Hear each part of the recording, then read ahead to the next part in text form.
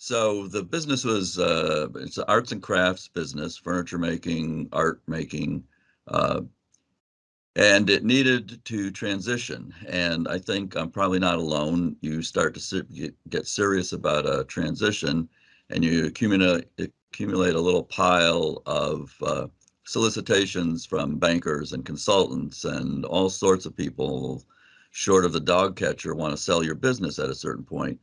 So I had this little pile and decided I was going to commit. And the top one on the pile was a little black and white, unassuming. I thought, okay, these guys are non-threatening. I'll just see what this is about. So Summit's little pamphlet that I saved from some mailing uh, pulled me in. I gave Ronald a call, and they came out with a couple of the Summit team members. We met in the conference room, and it was just immediate synergy. The one thing that I immediately had was a huge sense of trust.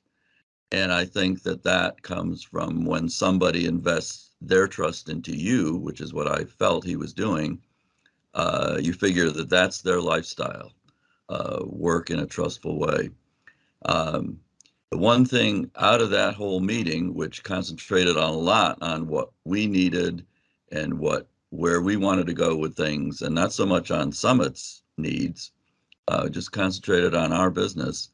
The one thing that really came out of that meeting toward the end was Ronald saying, and the team agreeing, that um, what they needed from me at that point was just to carry on the business in the best possible way, and that they were going to do everything else. That was the statement. They're going to take care of everything. And they did that. From that moment on, I never had to do anything except keep running the business. They took care of the hurdles. They took care of the planning. They took care of the information gathering. All I had to do was open the door to them, and they did everything, and it was above and beyond. I just came to be amazed at the personal commitment, not only of Ronald, but everybody on the Summit team.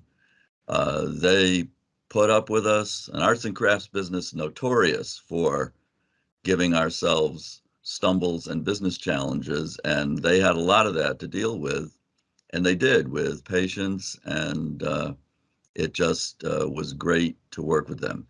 Uh, they, even after all the negotiations were done, uh, there was just a constant commitment to making everything as good as possible. We were coming out of 2020 when I first talked to Summit. This was the fall of 2020, so you can imagine the implications there. Um, and we had so many loose ends to clean up, PPP loans, all kinds of things that really you would think may be beyond the scope of this kind of interaction, and they just took care of everything. They were good to their word that all I had to do was run the business, and they took care of everything. As a matter of fact, there were just because of the various chaos of 2020, there was actually things that we had missed, credits, government assistance. There was all kinds of things, and they just went after those without me even knowing about it. And just the constant commitment right to the end. And we had come up with a very willing buyer. And even in that case, I have now learned that the most willing buyer decides they want to play hardball at some point.